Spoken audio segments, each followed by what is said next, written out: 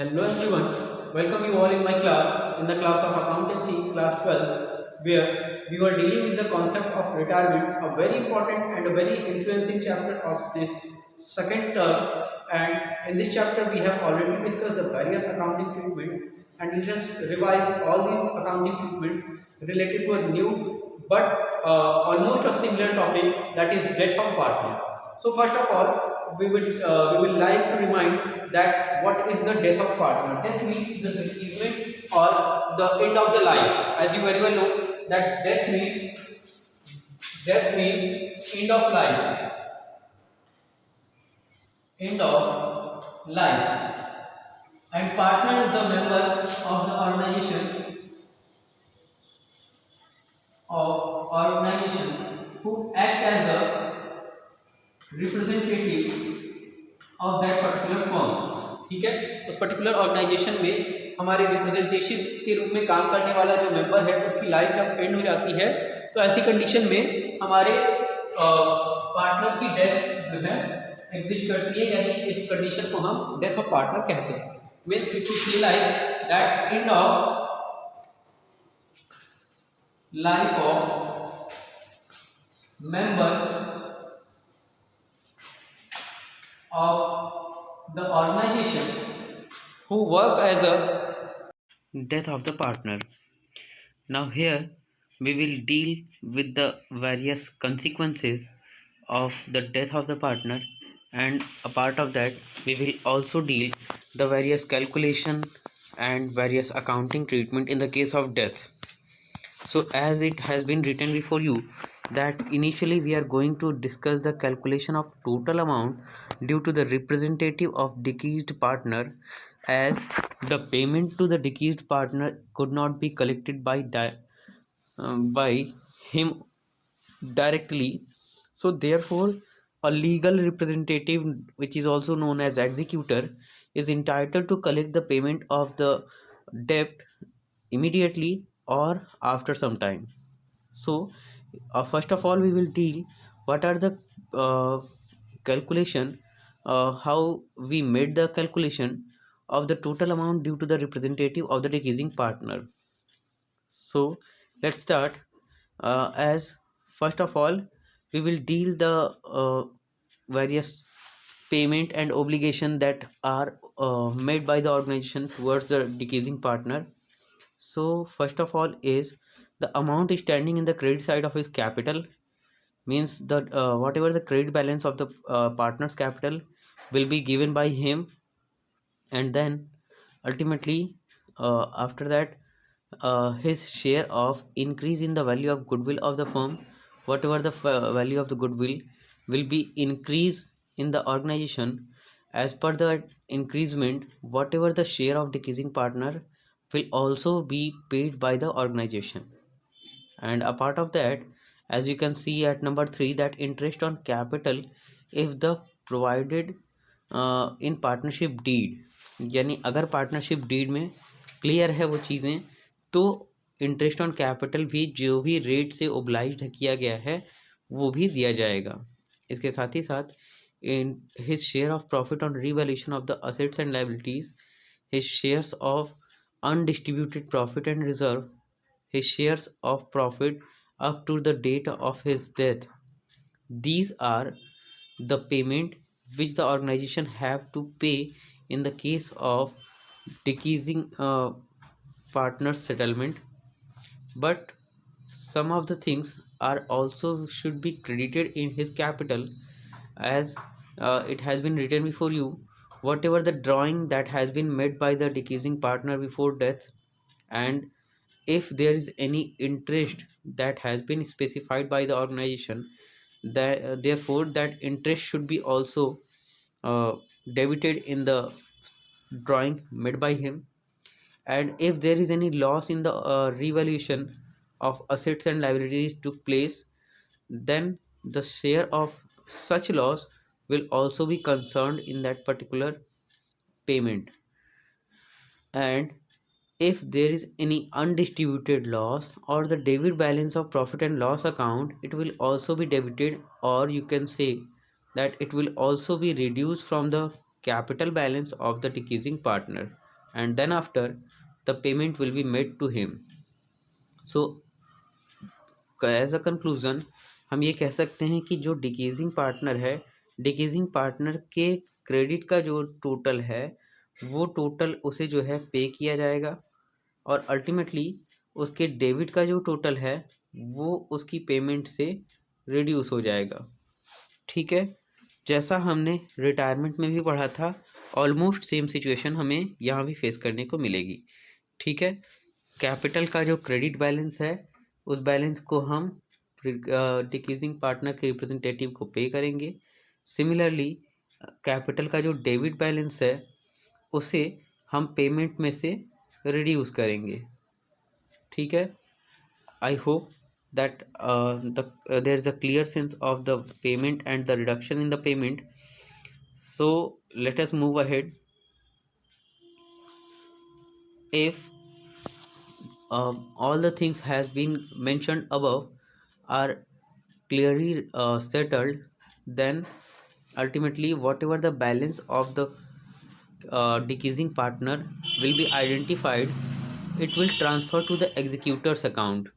Means जब हमने सारी चीज़ें जो हमने ऊपर मेंशन की हैं, चाहे वो कैपिटल बैलेंस हो, कैपिटल ओब्लिगेशंस हो, उस किसी भी तरीके का अनडिस्ट्रीब्यूटेड प्रॉफिट या गुडविल का शेयर हो, ये सारी चीज़ें हों या कुछ कोई डेबिट बैलेंस हो, उन सभी चीज़ों को सेटल करने के बाद जो फाइनल सेटलमेंट वैल्यू आती है, फाइनल ड्यूज़ आता है उसके अमाउंट का, उस ड्यू को हम सबसे पहले उस डिक्रीजिंग पार्टनर के एग्जीक्यूटर अकाउंट में ट्रांसफ़र करते हैं।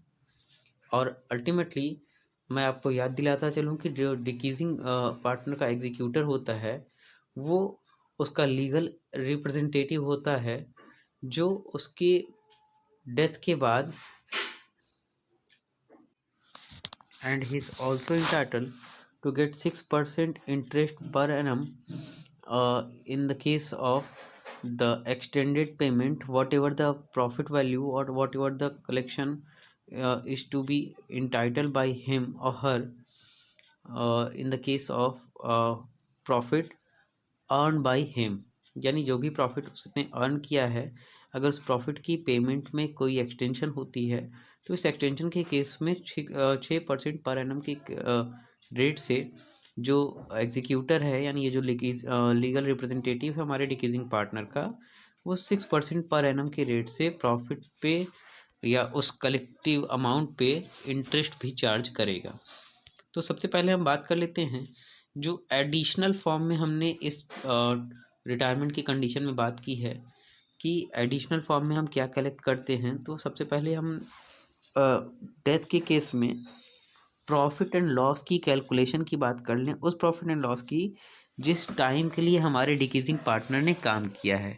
जैसा मैंने बताया कि अल्टीमेटली जब पार्टनर डेथ करता है तो जिस टाइम पीरियड के लिए उसने काम किया है, उस टाइम पीरियड के लिए ऑर्गेनाइजेशन को जो भी प्रॉफिट हुआ है उस प्रॉफिट में वो अपना शेयर लेगा। तो ऐसी कंडीशन में उस प्रॉफिट की कैलकुलेशन बगैर ऑर्गेनाइजेशन की फाइनेंशियल पीरियड के एंड हुए किस तरीके से कैलकुलेट की जाएगी, सबसे पहले हम इसकी बात करते हैं। तो as it has been written before you, if the death of the partner occur on any date during the year, the executor of decreasing partner will also entitle the share of profit earned by him from the beginning of the year till the date of death।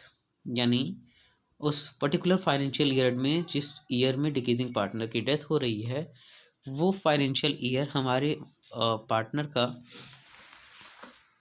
Working year माना जाएगा, और जितने time में उसने working या services render की है हमारी ऑर्गेनाइजेशन को, वो उस पूरे टाइम पीरियड का अपने हिस्से का प्रॉफिट कलेक्ट करेगा। इन that condition the profit of this time period will be calculated on following two methods.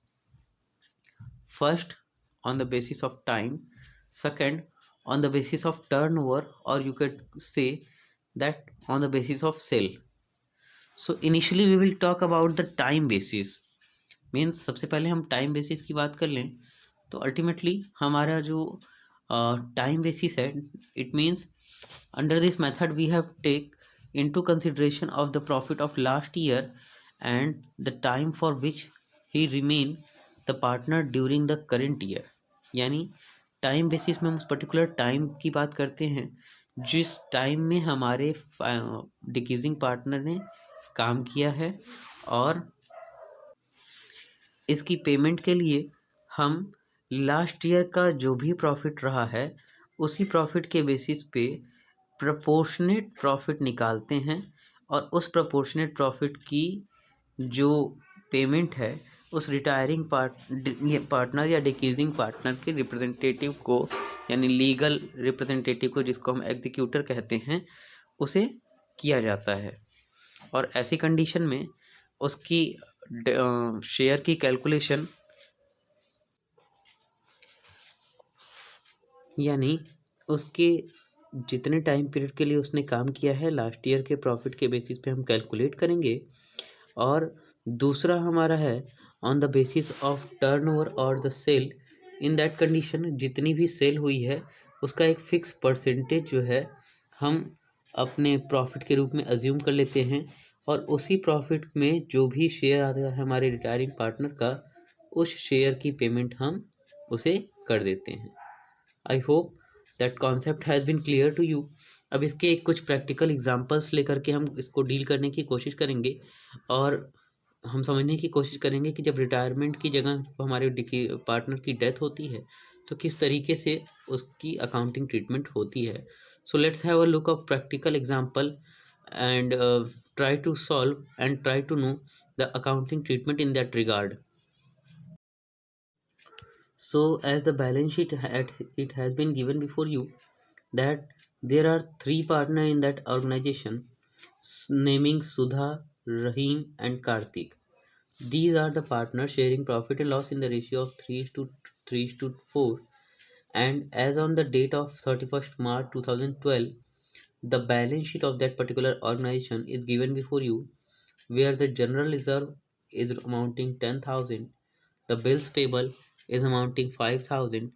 Part of that, some loan is also there in the organization of rupees 12,000.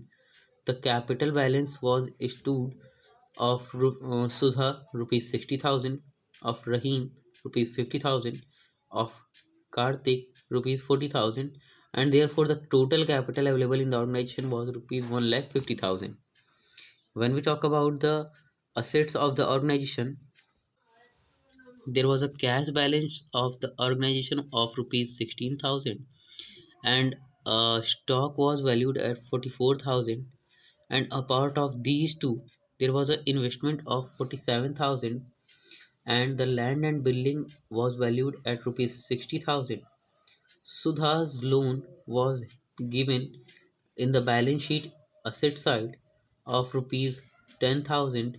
It means the firm has given the loan to Sudha of rupees 10,000, and ultimately Sudha died on 30th June 2012.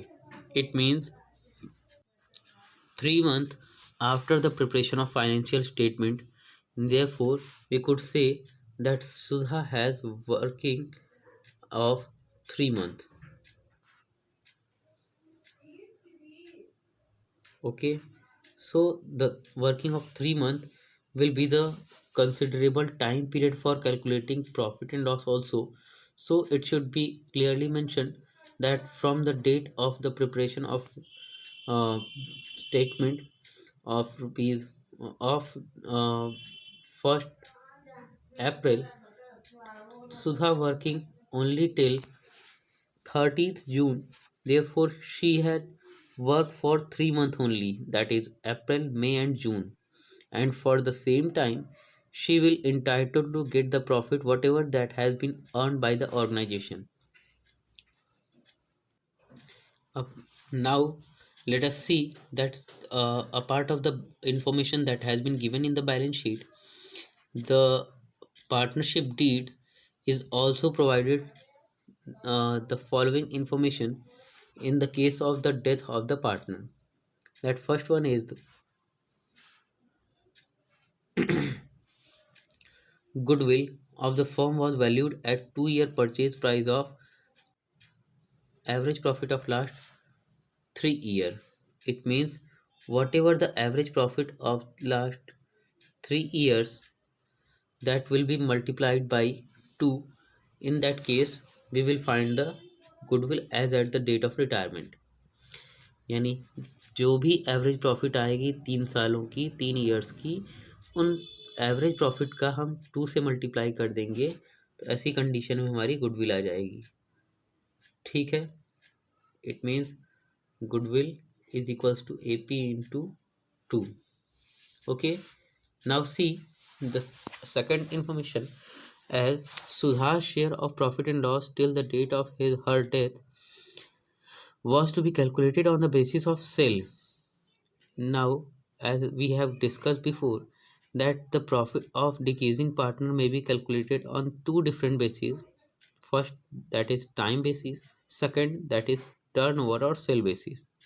So the second condition is implemented here, that the share of decreasing partner is calculated on the basis of sale, and here the information is given before you that the sale for the year ended 31st March 2012, that means the year of preceding years, means previous year. In that case the sale of the previous year was rupees 4 lakh. In that case the sale of the current year till the date of the death is also given, that is 1,50,000, and uh, it has clearly shown that the profit of the previous year profit is given as rupees 1 lakh. Means when we sold rupees 4 lakh and then we earned the profit of rupees 1 lakh. 4 lakh का सामान जब हमने cell किया तो हमें 1 लाख रुपए का profit हुआ. Similarly in this year, in the year of the death of the decreasing partner, we had sold rupees 1,50,000 as before the death of the partner. Therefore, whatever the proportionate rate of the profit, it will considered as the rate of earning profit this year also. यानी पिछले साल जिस rate से हमने profit earn किया था उसी rate से इस साल भी हम प्रॉफिट अर्न करेंगे और उसी प्रॉफिट का पेमेंट हम अपने रिटायरिंग या डिक्रीजिंग पार्टनर के एग्जीक्यूटर को करेंगे. So as we can see that the value of current year sale was rupees 1,50,000. 3 महीने में उसने 1.5 लाख की सेल की. पिछले पूरे साल में उसने 4 लाख की सेल की थी और 4 लाख में से उसने 1 लाख का प्रॉफिट अर्न किया था. अगर हम बात करें इस प्रॉफिट परसेंट की, तो percentage of profit as we can see that 1 lakh divided by 4 lakh into 100, that is 25% almost. It means the rate of profit is 25%. तो in that situation जब हमें प्रॉफिट जो है 25% के रेट से मिल रहा है, तो यानी इस साल भी हमने जो प्रॉफिट अर्न किया होगा वो भी 25% के रेट से मिलेगा. यानी 1.5 लाख का भी 25% प्रॉफिट हम इस साल अर्न करेंगे और जो भी प्रॉफिट होगा 25% वो पूरी ऑर्गेनाइजेशन का होगा. तो अब इस 25% के प्रॉफिट में हमारे रिटायरिंग या डिक्रीजिंग पार्टनर का जो शेयर होगा उसे हम निकालेंगे और उसकी प्रपोर्शनेट वैल्यू निकालने की ज़रूरत इसलिए नहीं है क्योंकि वो डायरेक्टली उतने ही पीरियड की सेल दी हुई है जितने पीरियड हमारे डिक्रीजिंग पार्टनर ने काम किया है. यानी सीधे सीधे 25% निकाल देंगे और उस 25% का हमारे डिक्रीजिंग पार्टनर का शेयर के साथ मल्टीप्लाई हो जाएगा, तो हमारे रिटायरिंग या डिक्रीजिंग पार्टनर की प्रॉफिट की पेमेंट आ जाएगी. इसके अलावा अगर हम बात करें थर्ड पेमेंट की, that the interest on capital is allowed at that 6% per annum. It means whatever the credit balance has been shown in the balance sheet, it will added with the interest on capital with 6% per annum. And ultimately the average profit of the last 3 years is clearly given as in the form of 42,000, and it has been shown that according to Sudha's will, the executor should donate her share to Maitri Chhaya Orphan for the girls. यानी सुधा ने अपने will में कहा है कि जो भी उसका एग्जीक्यूटर होगा उसके शेयर को मैत्री छाया ऑर्फेन को डोनेट कर देगा. And ultimately it has been asked to you that prepare Sudha's capital account and also calculate the amount to be rendered to her executor and also will identify the value that has been highlighted in the question. किस value के basis पे हमारे सुधा की payment जो है orphan में transfer की जा रही है उस वैल्यू को भी आइडेंटिफाई करने को कहा गया है. So let's talk about the practical part. Later on we will deal with the theoretical part of the question. As you can see here that the Sudha's capital has been already been prepared and we have only to discuss whatever the value has been written in the question. So first of all we will deal with the initial thing, that is balance BD. The balance BD means the value of capital. It has been shown in the partner's capital account, already been shown in the balance sheet also. It was valued at rupees 60,000. हमारे balance sheet में सुधा की capital balance already 60,000 पे दी थी. इसके बाद अगर हम बात करें सुधा की जनरल रिजर्व में शेयर की, तो अल्टीमेटली हमारे सुधा को जो है उसके प्रॉफिट एंड लॉस रेशियो के बेसिस पे जो है जनरल रिजर्व का शेयर मिलेगा. And we very well know that the value of Sudha's profit जो भी हमारे जनरल रिजर्व की वैल्यू थी उस जनरल रिजर्व की वैल्यू में हमारे सुधा का जो भी PSR था उसे मल्टीप्लाई कर दिया जाएगा. जैसे जनरल रिजर्व था 10,000, उस 10,000 में सुधा को उसके शेयर के हिसाब से अल्टीमेटली जो भी वैल्यू है वो प्रोवाइड कर दी जाएगी as in the form of share of profit. 10,000 का 3/10 ये पेमेंट हो जाएगी हमारे जनरल रिजर्व के शेयर की. ठीक है. इसके बाद अगर हम बात करें हमारे डिक्रीजिंग पार्टनर की गुडविल की, तो यहाँ हमारे डिक्रीजिंग पार्टनर की गुडविल की कैलकुलेशन मैं आपको पहले दिखा दूँ कि ये कैलकुलेशन कैसे की गई है. तो यहाँ बताया गया था कि गुडविल की जो भी वैल्यू होगी वो एवरेज प्रॉफिट की डबल होगी. तो हमने पहले एवरेज प्रॉफिट को कैलकुलेट करने की कोशिश की. एवरेज प्रॉफिट कैलकुलेट करने की ज़रूरत ही नहीं थी, क्वेश्चन में क्लियरली गिवन था.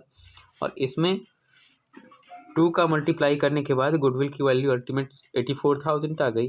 यानी जिस डेट को डेथ हुई थी हमारे फर्म में 84,000 की गुडविल थी और उसका जो रिटायरिंग डिक्रीजिंग पार्टनर का शेयर था वो आया 25,200. Similarly when we talk about the payment to Sudha that was made by the existing partner in their gaining ratio. यानी जिस डेट पे वैल्यू कैलकुलेट की गई है उस डेट पे जो हमारे डिक्रीजिंग पार्टनर हैं उनका जो पेमेंट होगा 25,000, ये हमारे डिक्रीजिंग पार्टनर की जो पेमेंट है हमारे एग्जिस्टिंग पार्टनर अपने गेनिंग रेशियो में डिस्ट्रीब्यूट करेंगे और उसी रेशियो में उसके पार्टनर्स कैपिटल में क्रेडिट भी हो जाएगा. Now see, Rahim on the basis of gaining ratio will pay 10,800 and Karthik will pay 14,400. And apart of that, the firm is also obliged to pay the interest on the capital, and the value of the profit and loss suspense has been calculated as 11,250. Let us see how this value has been calculated. So see, previous year में जैसा मैंने बताया था कि previous year में हमने 25% का profit earn किया, तो 25% का प्रॉफिट इस साल भी हम अर्न करेंगे अगर, तो अल्टीमेटली जो 25% हमने निकाला है इस पिछले साल के प्रॉफिट का, उसी तरीके से इस साल हमने सेल की 1,50,000 की और 1,50,000 की 25% की सेल की वैल्यू आ गई हमारी 37,500. क्योंकि ये पूरी फर्म का प्रॉफिट है इसलिए हमारे डिक्रीजिंग पार्टनर को केवल उसके शेयर का प्रॉफिट मिलेगा, दैट इज़ 3/10. इसलिए उसकी पेमेंट हो गई 11,250 और इसी के लिए एंट्री हो जाएगी that is profit and loss suspense debit to partners capital account और you can say decreasing partners capital account that is 11,250। तो ये जो पेमेंट है रिटायरिंग पार्टनर या डिक्रीजिंग पार्टनर के प्रॉफिट शेयर की है। और इसके बाद जब हमने सारी चीज़ें पे कर ली तो इसके बाद जो है एज़ पर द क्वेश्चन हम उसके डेबिट बैलेंस को जो है एडजस्ट करेंगे। जहां हमने देखा था कि बैलेंस शीट में हमारे सुधा ने लोन भी लिया था, तो इस लोन को हम रिड्यूस कर देंगे और अल्टीमेटली क्रेडिट टोटल को इस लोन से रिड्यूस करने के बाद जो फाइनल सेटलमेंट की वैल्यू आई that will pay to Sudha's executor account and therefore ultimately Sudha's executors account will be debited in the capital account of Sudha's capital account, यानी सुधा के कैपिटल अकाउंट में सुधा के एग्जीक्यूटर अकाउंट को डेबिट करके सेटलमेंट की जो भी वैल्यू है उसे रिकॉर्ड कर दिया जाएगा and that value has been calculated as ₹90,350। Hope the final payment of the Sudha's capital account which has been transferred to the Sudha's executor is very much clear to you. And now when we talk about the value that has been mentioned in the question, that is value of support and sympathy towards the orphans of girl.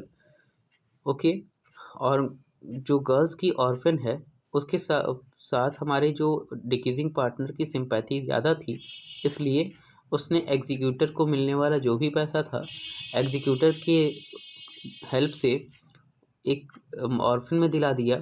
तो ऐसी condition में हम कह सकते हैं कि decreasing partner के मन में जो गर्ल्स एजुकेशन है या गर्ल्स सपोर्ट है उसको लेके काफ़ी ज़्यादा सिंपैथी थी।